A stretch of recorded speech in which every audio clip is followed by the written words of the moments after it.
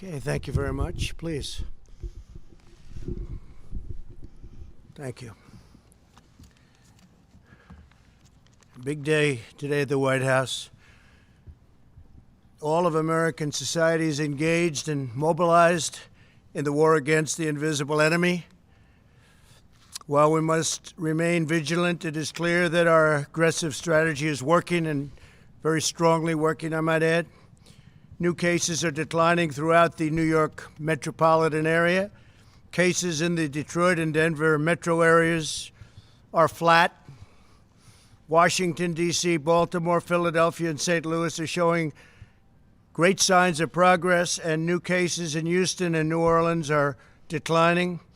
The battle continues, but the data suggests that nationwide we have passed the peak on new cases. Hopefully that will continue, and we will continue to make great progress. These encouraging developments have put us in a very strong position to finalize guidelines for states on reopening the country, which we'll be announcing. We're going to be talking about that tomorrow. We'll be having a news conference tomorrow sometime during the afternoon. We're going to be announcing guidelines, and we'll be talking about various states, and it's very exciting. It's been a horrible time to see such death and destruction, especially when you come out of what was the greatest economy in the history of the world. The greatest. There's never been an economy like what we had produced, but we'll produce it again. And I think we'll produce it again very fast. The medical and healthcare advances we've made are critical to our continued progress. We've rapidly developed the most expansive and accurate testing system anywhere in the world, and have completed more than 3.3 million tests. To date, we have authorized 48 separate coronavirus tests, and the FDA is working with 300 companies and labs to widen our capacity still further. Today, Abbott Labs announced that it has developed an antibody test that will determine if someone has been previously infected with the coronavirus and potentially developed immunity. It's a great test. The company says these tests could be available to screen up to 20 million people in a matter of weeks. My administration is also distributing vast amounts of medical supplies to states across the country through Project Airbridge, which has been an amazing success. We have completed 44 flights, and these are flights of very, very large airplanes, massive cargo planes. 44 flights of critical supplies as of today, and an additional 56 flights scheduled in the near future. We have some very brilliant people working on this. It's logistically incredible what they've done. And we've also been working on this with the military. And these people have been, the genius of all of them together has been incredible to watch. In total, through all channels, the federal government has developed and delivered 39.4 million N95 masks, 431 million gloves, 57 million surgical masks, and 10.2 million gowns. We ordered 500 million masks, and they'll be coming shortly, and we've distributed 100 million masks. Following our use of the Defense Production Act, GM announced that its first ventilator has come off the assembly line in Kokomo, Indiana, great place. They did it in 11 days from start to finish, a remarkable testament to the ingenuity of the American worker. GM will ship over 600 ventilators this month alone, with thousands more to come, and we have other companies doing something similar. And I think they said that there's a brief clip that we have of General Motors sent to us by General Motors, and I think they might be wanting to play that for your benefit, please.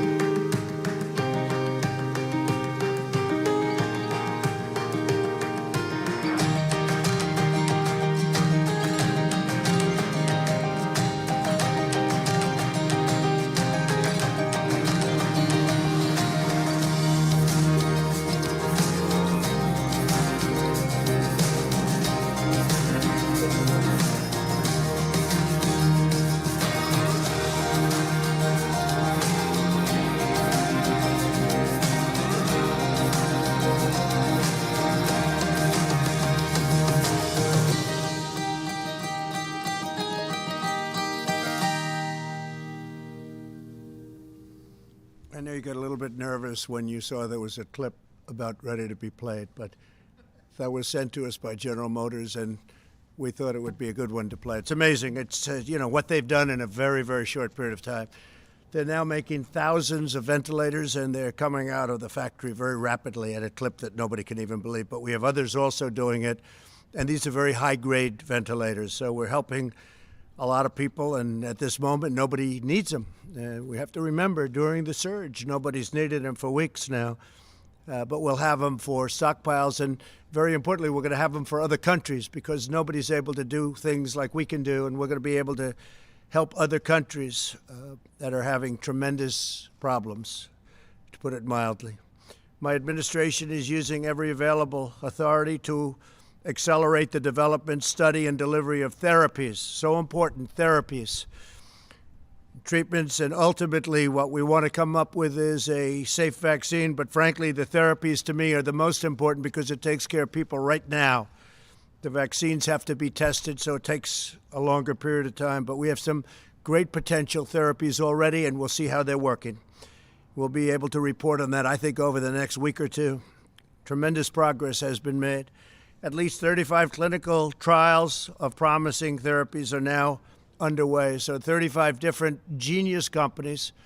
If you look at AIDS, if you look at Ebola, if you look at so many things, they've come up with the answers to so many things. You wouldn't have believed it, and we're very honored to be working with them. They include antivirals and also, and they something which is incredible, keeps the virus from multiplying, a mechanism that keeps the virus from multiplying, immune therapies that prevent the immune system from overreaching to the virus, and convalescent plasma treatments that use antibodies from the blood of recovered patients. So we have a lot of patients who recover, and they're so happy to have recovered that the first thing they do is say, we want to give our blood. And they do that. It's incredible. We have thousands of people that are doing that. They recover. They feel they have an obligation because they've gotten such great care. And a lot of them didn't think they were going to make it.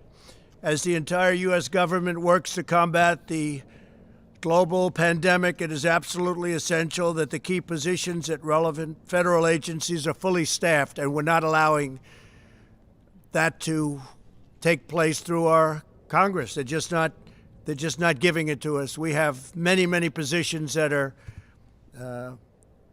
unstaffed because we can't get the approvals. The Democrats are holding us up. We cannot get approval. We've gotten judges because we go through the process. I guess we're up to 448 federal judges, and that we've gotten because we focus on it. We take the maximum time because no matter who the judge is, they take vast numbers of days and hours to approve, and leaves no time left for others. Very unfair system. If a judge is going to be approved in 1 hour in one session, it doesn't matter. They'll take the maximum number of hours and days, you're talking about days, to get one judge approved. And we're close to 250 judges, but because of the way they're doing it, there's no time for anybody else. And many of these people have been waiting for 2.5 years. We have a couple that have been waiting for longer than that. There are currently 129 nominees stuck in the Senate because of partisan obstruction.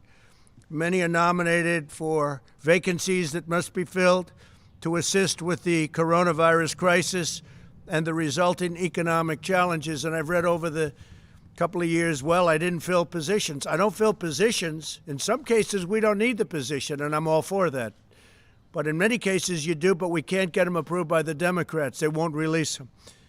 The positions include the Director of National Intelligence, 2 members of the Federal Reserve Board of Governors, the Assistant Secretary of Treasury for Financial Markets of the United States, and the Undersecretary of Agriculture responsible for administering food security programs. And Sonny Perdue, who's going to be speaking today, is saying, please, can I have this man, can I have this particular person approved as soon as possible?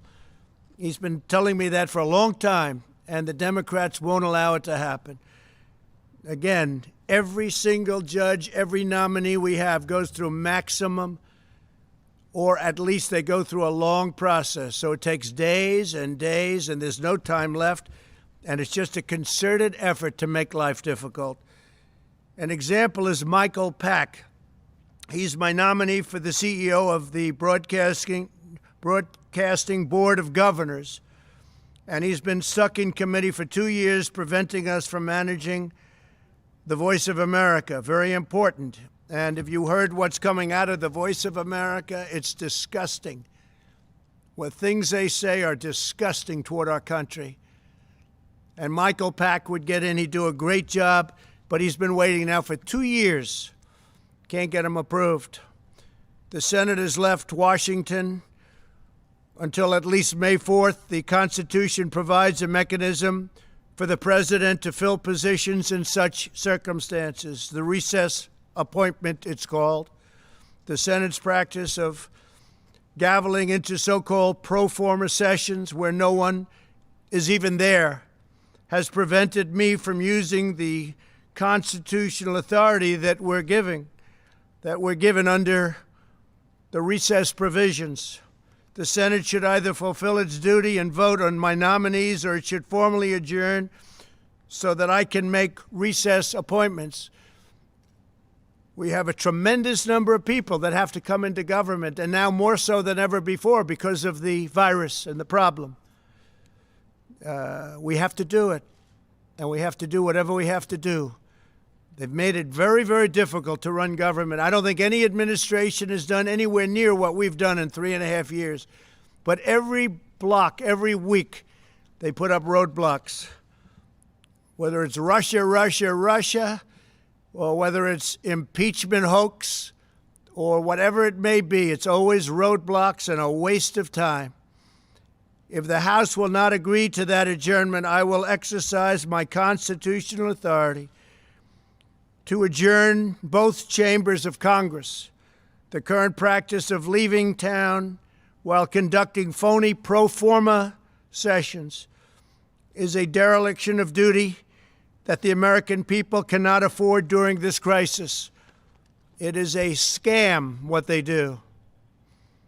It's a scam, and everybody knows it, and it's been that way for a long time. And perhaps it's never done before. It's never been done before. Nobody's even sure if it has, but we're going to do it. We need these people here. We need people for this crisis, and we don't want to play any more political games. I've been waiting for 2.5 years, 3 years for some of these people, and they're great people. They left law firms. They left jobs. They gave up everything to do it, and they've been waiting for 3 years, 2.5 years, 2 years, 1 year to get approved. It's ridiculous. And everyone knows they're going to be approved. But there's only so many hours in the day when you go through judges and you go through lengthy hearings on judges that they know should be approved immediately, and they could do it in one session, and they could do it in 1 hour. And instead it takes them many days. In order to advance the health and security of our nation and all nations, as we announced yesterday, the U.S. government has put a hold on funding to the WHO, World Health Organization, pending a review of the organization's cover-up and mismanagement of the coronavirus outbreak. Over the objections of the WHO, we took decisive action and early life-saving action to suspend travel from China. They didn't want to do it. They were angry that we did it. It was early on. They were angry that we did it. Took them a long time to realize what was going, but I have a feeling they knew exactly what was going on. Tragically, other nations put their trust in the WHO, and they didn't do any form of ban. And you see what happened to Italy. You see what happened to Spain. You see what happened to France. WHO's guidance had failed to control their borders at a very crucial phase, quickly unleashing the contagion around the world. That was a horrible, tragic mistake, or perhaps they knew. I'm sure they didn't know the gravity of it, but perhaps they knew. Because if they knew the gravity, that would be an even worse offense. To ease the economic pain of millions of American families, we've now processed $300 billion in loans to more than 1 million small businesses through the Paycheck Protection Program. This action has saved millions of American jobs. It's been an incredible success, and they want to replenish it now. But again, the Democrats don't want to do that. This is money that goes to the workers of our country.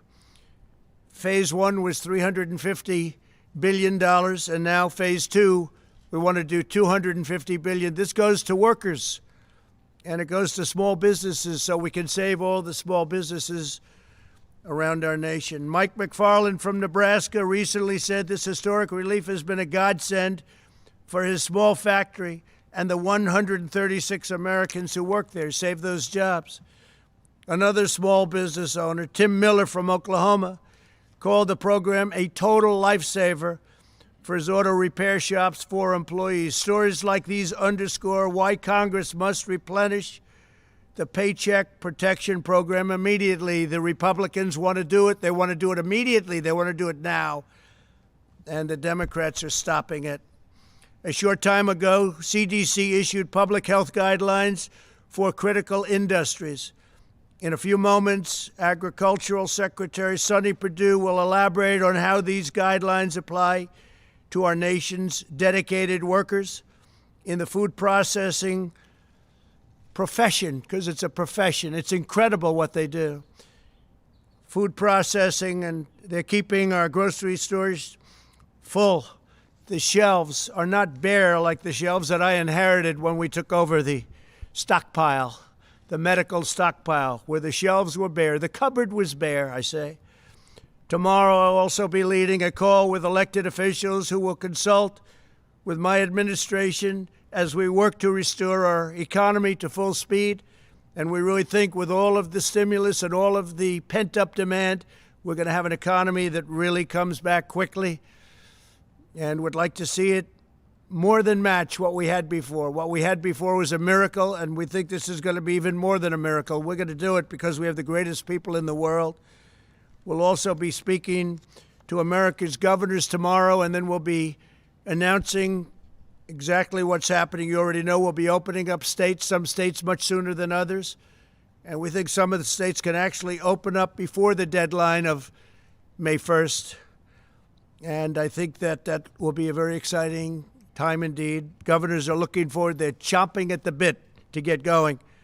Again, not all states are the same. They're very different. Some are having very little problem. Some have done such a good job that they have very little problem, and they're ready to go. So Vice President Pence and I will be speaking with the governors tomorrow. We'll be discussing procedures. Today I spoke with the leaders of many of our nation's most renowned companies and organizations on how to achieve the full resurgence of the American economy.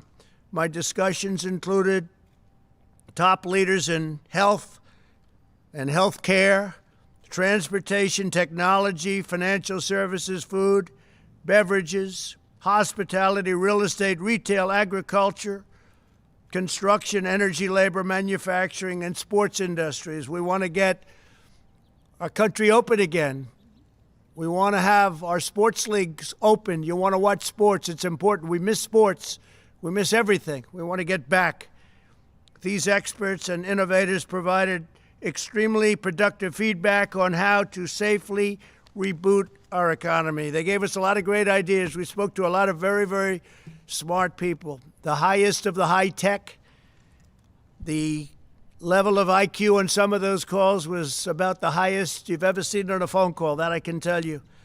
But we have a lot of great thought went into those calls, and a lot of questions came out, and also statements, very strong statements as to what they recommend. I think it was a great day. We did a lot of calling with a lot of very prominent people, but more importantly, very smart people and people that love our country.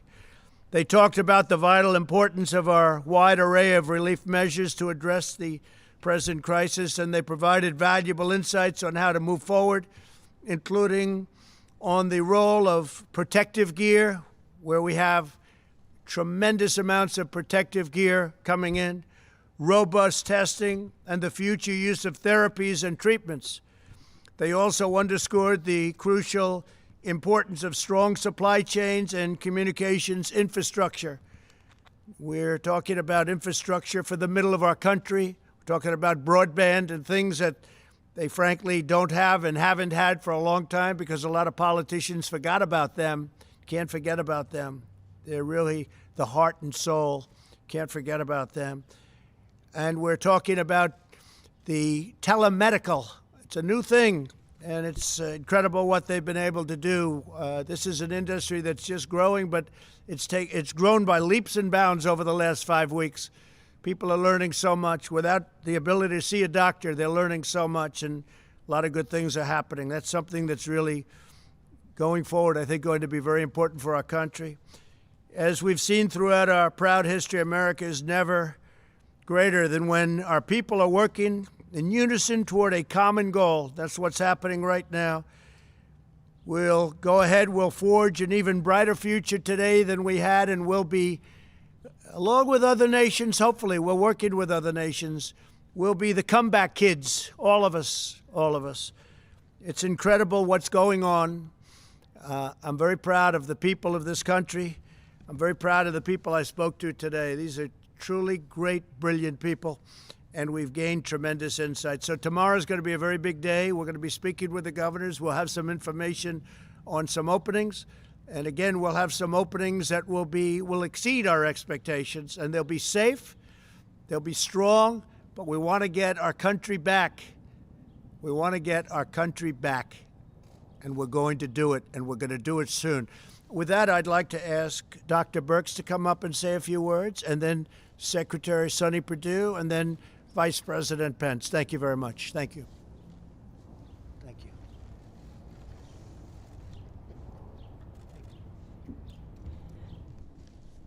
Thank you, Mr. President, and thank you for summarizing the states and what we're seeing. So over the last 5 to 6 days, we've seen declines in cases across the country, and this has been very reassuring for us. At the same time, we know that mortality and the fatalities that we're facing across the United States continue. We know the number of people who are still in the hospitals, in the ICUs, and we want to continue to recognize the healthcare workers who are on the front lines and really recognize how low the United States case fatality rates are compared to other countries. And this is really due not only to our technology, but how that technology is utilized to save lives. At the same time, I'm inspired by the American people who continue social distancing. These cases continue to decline because of the strong work of the American people. Also wanted to let you know that we do have 9 states that have less than 1,000 cases and less than 30 new cases per day. So we're looking at states and metro areas as individual areas. We talked before how each of these curves are different. Each of the cases' experiences are different. We have some states like California and Washington State, Oregon, that never really had a peak because of so much work that their populations did to decrease and keep the new cases down. So each of these individual states and individual metros are being studied very specifically. I do want to highlight, and we are remaining concerned, and we've been having discussions with Rhode Island. Rhode Island and Providence are in a unique situation. First, they had increasing cases from the New York City area, and now they have new increasing cases from the Boston area. They're caught between 2 incredible hotspots in the country. They're doing an extraordinary job. They're caring for the individuals in the front lines, but Providence continues to have new cases. And we do continue to work with specific states that have specific outbreaks related to individual occurrences. I will just remind the American people again, this is a highly contagious virus. Social gatherings, coming together, is there always a chance that an asymptomatic person can spread the virus unknowingly. No one is intending to spread the virus. We know if you are sick, you will stay home. But to all of you that are out there that would like to join together and just have that dinner party for 20, don't do it yet.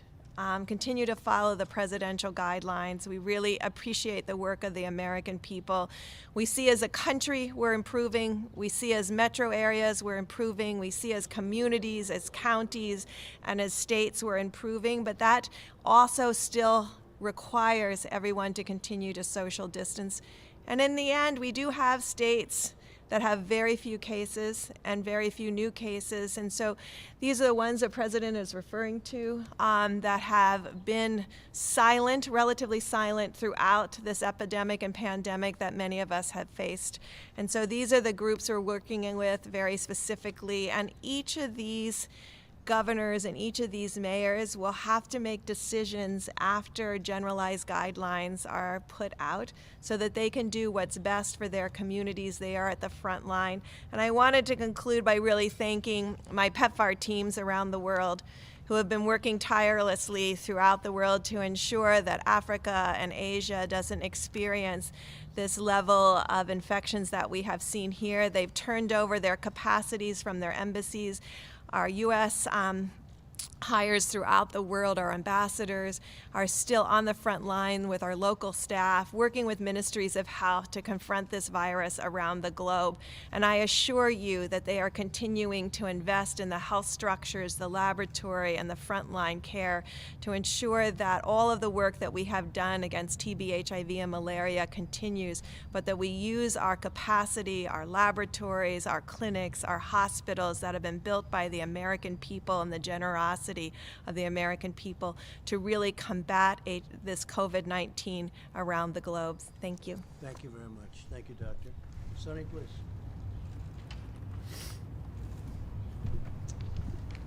Thank you, Mr. President, for the opportunity to be here with you today. And I want you to know it's an honor to represent you in leading the Department of Agriculture and represent the constituency who are crucial in maintaining our nation's food security, enabling us to keep food on the table of our American families, not only just food, but wholesome and safe food as well. I'd like to start my remarks today by echoing what my colleagues at the CDC have been saying regarding the health and safety of our essential employees across the United States. CDC's provided strategies there that aimed at helping our most critical workers, both in healthcare and in food processing, to quickly and safely to return to work after potential exposure to COVID-19, provided those workers are symptom-free. And this guidance will help these critical industries in the food sector protect the health and safety of essential workers while keeping critical functions working throughout the COVID-19 response. As we know, any employee who develops symptoms while on the job should go home immediately, and the interim guidance is in line with CDC's recommendations for healthcare workers caring for those sick with COVID-19. So we appreciate the dedication and commitment of all the brave men and women working to keep their communities fed, and we will continue to work with the CDC to keep those individuals as safe as possible during these challenging times. In that vein, there's been a lot happening this week as COVID-19 is impacting food processing facilities, as you know. For Americans who may be worried about access to good food because of this, I want to assure you the American food supply is strong, resilient, and safe. And in fact, our food supply chain has shown tremendous agility in shifting production and logistics so suddenly from restaurant and institutional settings to retail settings. To all the employers out there in this sector, it's critical that you follow CDC guidelines and guidance and best practices to keep all of your employees and people safe and healthy. To employees and local public health officials advising them, the CDC has issued guidelines on how to mitigate a situation if you have a positive case in one of your facilities. We need our local health authorities and our state health authorities to do everything they can to balance the demand of keeping our facilities operational and our critical industries going, while at the same time keeping the health and safety of employees as a top priority, as well as our communities. So I want to also take this time to thank all of our critical essential food supply chain workers. The entire country is counting on these patriotic individuals by doing the work in our food supply chain. These dedicated workers include obviously farmers and producers, but also processors, truckers, and grocery store workers, as you know. America's depending on what you have, the food we need to feed our families, and you're the ones who are making that happen. Thank you. As an entire nation, we're truly thankful for the work you're doing, and we recognize that you are the true patriotic heroes during this national emergency, along with our healthcare workers. So before I sign off here, Mr. President, I want to remind you and all of us of one more thing. In the United States, we have plenty of food for all of our citizens. I want to be clear. The bare store shelves that you may see in some cities in the country are a demand issue, not a supply issue. The way food is prepared and packaged to be sold in a restaurant or a school is significantly different than the way it's packaged for you to buy in the grocery store. Our supply chain is sophisticated, efficient, integrated, and synchronized, and it's taken us a few days to relocate the misalignment between institutional settings and grocery settings. But that does not mean that we don't have enough food in this country to feed the American people. You might think of it as an interstate when it's flowing along well, and you have a crash at one place, it backs up, and that's what's happened in the food supply chain, but we're working through that. Yet through all this, our food supply chain has proven to be very resilient, just like American people. To the extent we have challenges, we have and continue to need to work through it all together, and we can and we will get through this with a whole of American approach, Mr. President, as a critical partnership between state and local health officials, management of companies, and the employees, and we will meet any challenges we face by working together. Thank you, sir, for the opportunity. Thank you very much. And before the Vice President comes up, I just wanted to say, speaking of Sonny, China has paid us billions of dollars, many, many billions of dollars in tariffs, which we've distributed some to the farmers because they were targeted. We have many billions of dollars being held by Sonny, and I've told him to distribute much of that money to the farmers. Our farmers were targeted, and now they're benefiting by the amount that they were targeted. And we are very honored to do that. And Sonny, you're going to start that process very soon. You'll let the farmers know.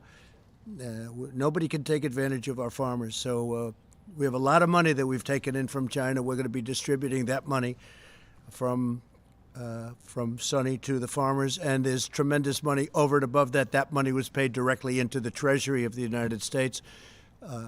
This has never happened to China before.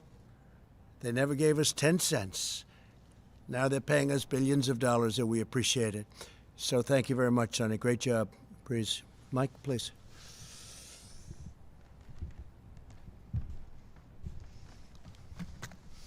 Thank you, Mr. President. The White House Coronavirus Task Force met today. It was reported to us that we've conducted and completed 3,324,000 tests across the nation. More than 619,000 Americans have tested positive. But as you reflected yesterday when we welcomed coronavirus survivors here to the White House from across the country, some more than 45,000 Americans have fully recovered. Sadly, we mourn the loss of more than 27,000 of our countrymen. Our hearts are with their families and with the families of all of those that continue to struggle with the serious consequences of this illness. But as Dr. Birx just reflected, despite the heartbreaking losses, we're getting there, America. Because of the efforts of people all across this country to put into practice the President's coronavirus guidelines, because of their adherence to the direction of state and local authorities, as Dr. Birx just reflected, we see great signs of progress from the West Coast to the East Coast. President Trump has directed our team to develop new guidelines that will be presented tomorrow to our nation's governors and released to the American people thereafter. The American people will be encouraged to know that as we stand here today, 24% of the counties of this country have no reported coronavirus cases. In fact, half of the states in America have less than 2,500 cases per state. This is a great tribute to the efforts by the people of those communities. But as the President suggested, when we unveil the guidelines that the team has been working to present tomorrow to our nation's governors, we're going to reflect on the fact that, as the President said, there will be areas of the country that will require continued mitigation and strong efforts, and there will be other areas of the country that will be given guidance for greater flexibility. And the President has so directed our team. When we think of more than 619,000 Americans having tested positive, more than 45,000 having recovered, we wanted to announce today that the FDA recently announced efforts to facilitate the development and access to convalescent plasma. Mr. President, you've spoken about this.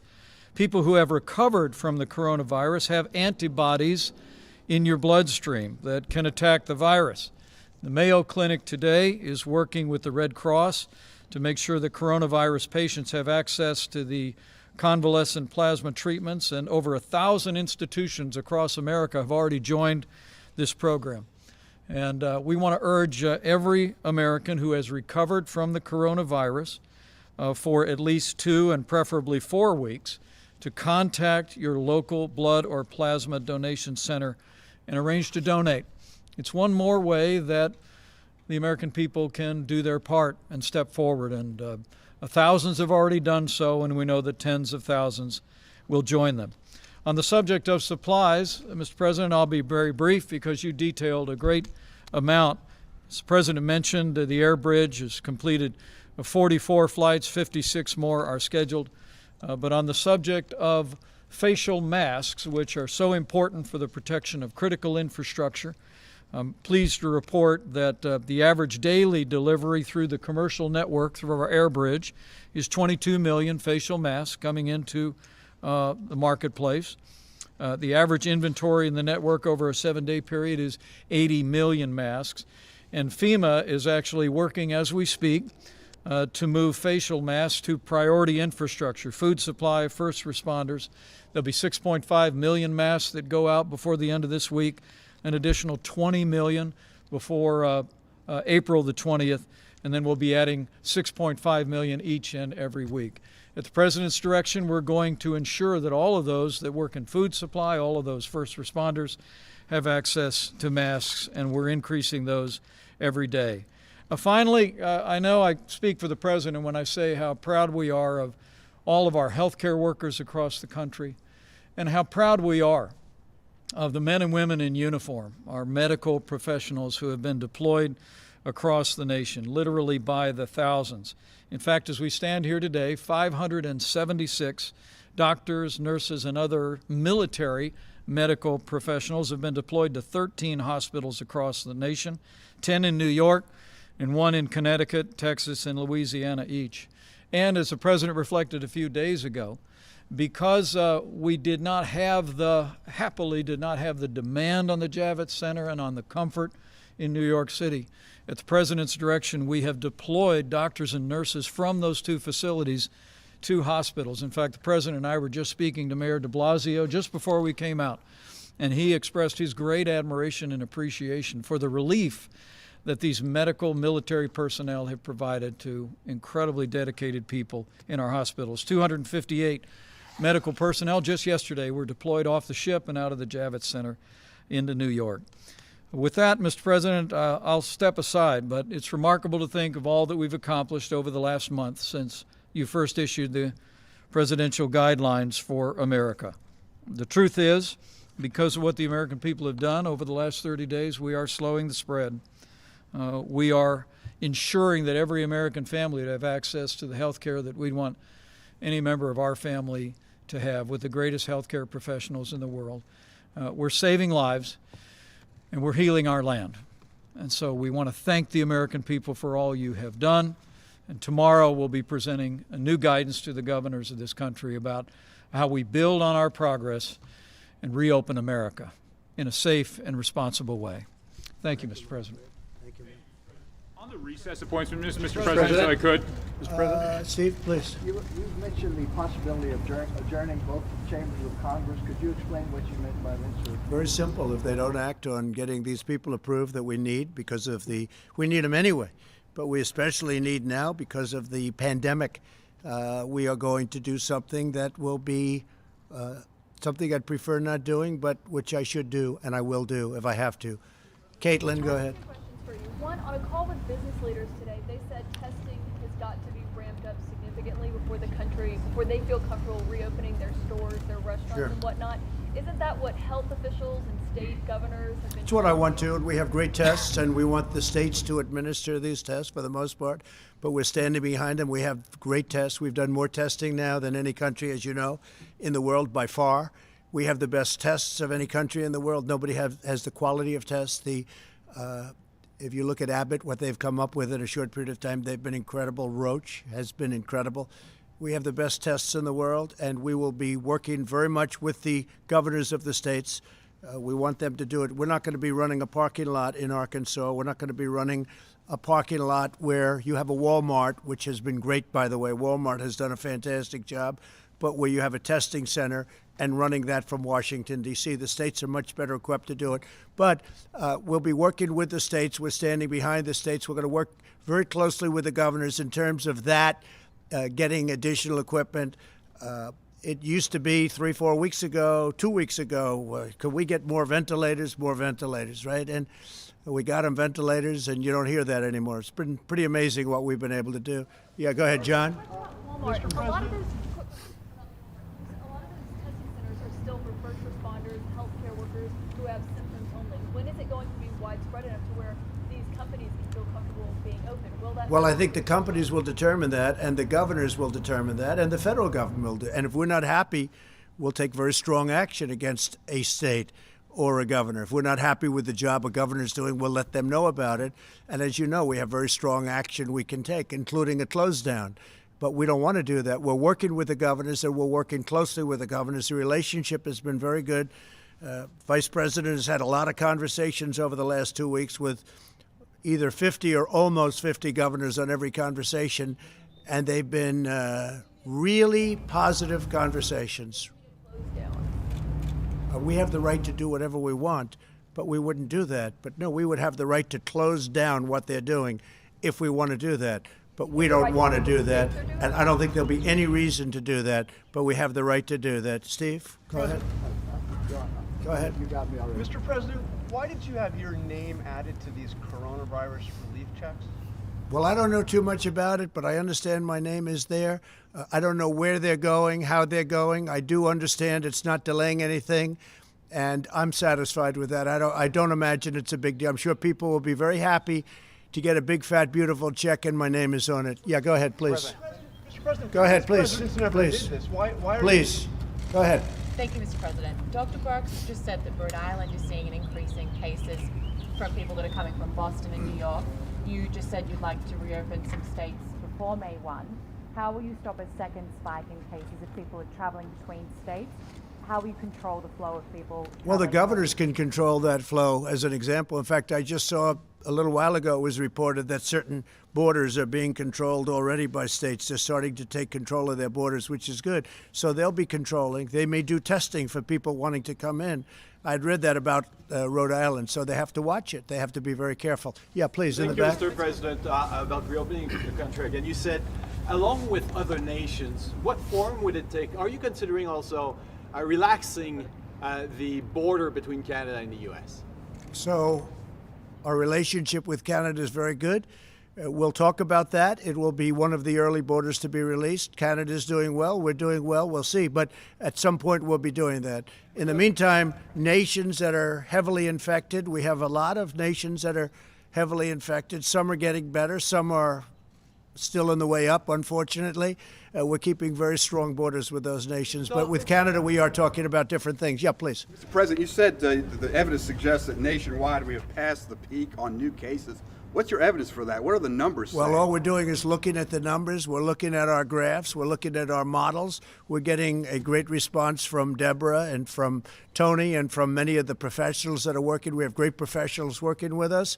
And I think based on that, we're doing very well. Based on that, it looks like we're headed absolutely in the right direction. But some states are looking at other states and they're saying, I can't imagine what they're going through because they're not in that position. They're in very good shape.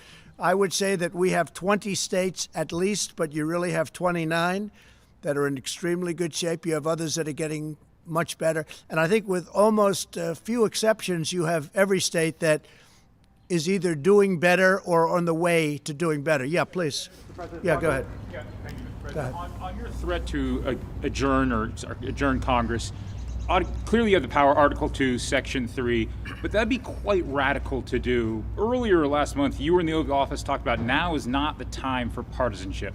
How will that act lower the partisanship in this town, and could it potentially hinder your ability to get something done on coronavirus? Well, look, it's been a very partisan government for a long period of time, not just this administration. You can go back into the last two administrations. You've seen a lot of partisanship. And even now, you would think that we wouldn't have, as an example, with the paycheck plan. That's going so well. It's so smooth, so beautiful, almost without a hitch. All of that money is being distributed to small businesses. They're giving it to their employees. It's keeping them ready, viable, so when we open. And now it's been so good that it's almost depleted, and we want to replenish it, and we can't get the Democrats to approve it. And that's a program that they and everybody else admit that are great. So you do have partisanship. We have been trying for years to get people approved for positions. People have left. One man left a law firm. One man left a big chain. He was a very successful executive. He left. It was 2 years ago. We have people that have been waiting for 3 years, and we can't get them approved by the Democrats in the Senate because they're taking so long to approve our judges. Now, I have to tell you that I'm totally in favor of what Mitch is doing with judges, because that always seems to be a priority, and it's a very important priority. I think it's one of the great trademarks of this administration. We've approved record numbers of federal judges and appellate judges and 2 Supreme Court judges. But rather than approving somebody who's highly qualified, somebody that everybody knows is going to be approved, rather than going quickly, they take the maximum amount of time, whatever that time may be. And what they're doing by doing that is taking days to approve somebody that could be approved in a quick vote. People that get phenomenal reviews in committee are going maximum number of hours. And what they do is there's only so many hours in a day. Now, we could have said, let's stay. I would have been in favor of that. They didn't choose to do it. But I have a very strong power. I'd rather not use that power. But we have way over 100 people that we very badly need in this administration that should have been approved a long time ago.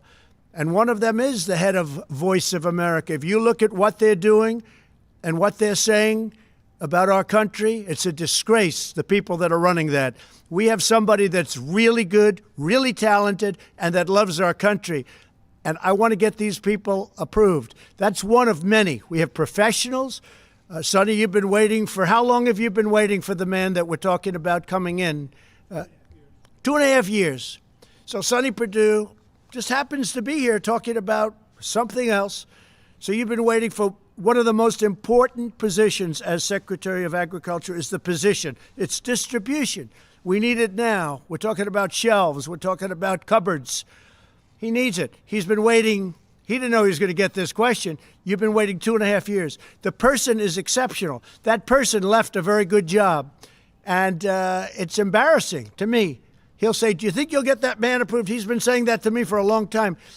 It's because of the Democrats. And what we're doing is, and I think anybody here would do it, judges are a priority. A federal judge who's going to sit for 50 years, potentially, a young judge going to be sitting for, that's always going to have to be a priority.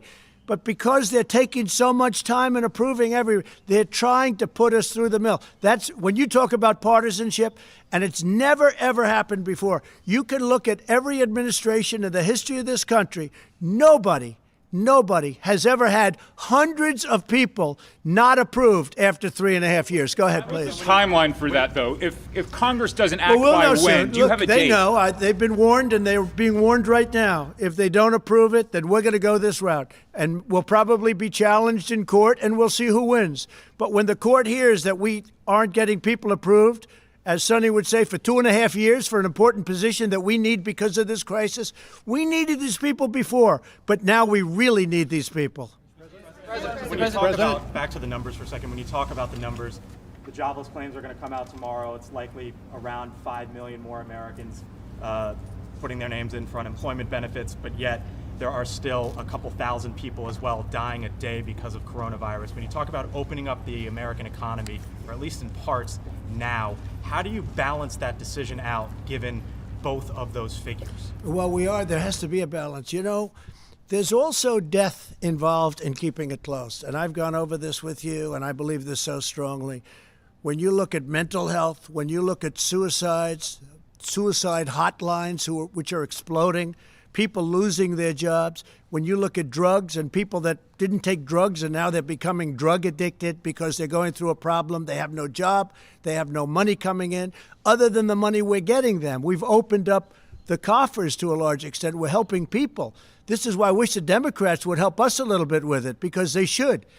It's purely partisan what they're doing, and it's bad for our country. But you know, there is death by having this strongly closed country. We have to get back to work. With all of that being said, we're going to start with states and with governors that have done a great job, and they're going to open it up as they see fit, and we're going to be right behind them, and we're going to be working. We're going to be supplying them with things if they don't have them. We want them to have them.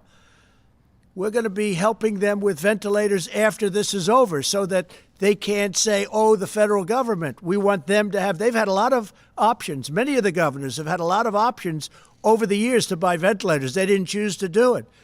So we're going to be helping them to fill up their stockpiles. We're going to have plenty. And as I said, I'm very proud to do it. We're going to be helping other nations. We're going to be helping Italy, Spain, France, other nations. And we're going to be helping them strongly. I think Russia is going to need ventilators. They're having a hard time in Moscow. We're going to help them. We're going to help other countries that need ventilators. We're going to have a lot. You see it with General Motors. You see it with other companies that are producing. We're going to have hundreds of thousands of ventilators, and it's a great thing to have. Yes, in the back, please. Is anybody freezing? You know, it's very cold out here, so we can leave early, right? Okay, a couple of more. Go ahead, please. Thank you, Mr. President. Why do we have 20% of the world's deaths from the coronavirus and we're only 4% of the world's population? Well, you don't know what you have. Do you think you're getting honest numbers from some of these countries? Do you really believe those numbers in this vast country called China, and that they have a certain number of cases and a certain number of deaths? Does anybody really believe that? Here's the story. We report everything. We're reporting the cases, and our reporting is good. We're reporting every death. In fact, I see this morning where New York added 3,000 deaths because they died, and they're now saying, rather than it was a heart attack, they're saying it was a heart attack caused by this, so they're adding. If you look at it, that's it. And everything we have is documented, reported. And what they are doing is, just in case, they're calling it this, and that's okay. That's okay. But we have more cases because we do more reporting.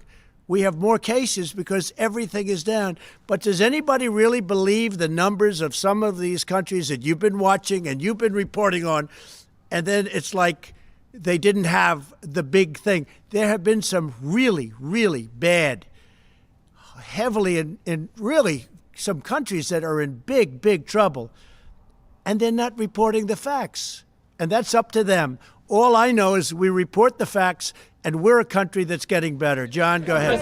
Mr. President, multiple sources are telling Fox News today that the United States government now has high confidence that while the coronavirus is a naturally occurring virus, it emanated from a virology lab in Wuhan, that because of lax safety protocols, an intern was infected, who later infected her boyfriend, and then went to the wet market in Wuhan, where it began to spread. Does that correspond with what you have heard from officials? Well, I don't want to say that, John, but I will tell you more and more we're hearing the story, and we'll see. When you say multiple sources, now there's a case where you can use the word sources, but we are doing a very thorough examination of this horrible situation that happened. Go ahead, please. In your many conversations with President Xi, Mr. President, did you ever discuss with him State Department concerns about lax safety protocols that had been reported to the State Department from the embassy in Beijing about that laboratory? I don't want to discuss what I talked to him about the laboratory. I just don't want to discuss it. It's inappropriate right now. Please, go ahead in the back.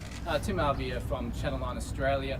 There have been calls in our country for Prime Minister Scott Morrison to make funding for WHO conditional on reforms to the organisation. Wanted to get your thoughts on that, and if you had any advice for Mr. Morrison. Look, I feel very badly about the World Health Organization, but it's been a tool of China. It's been, as I say, totally China-centric.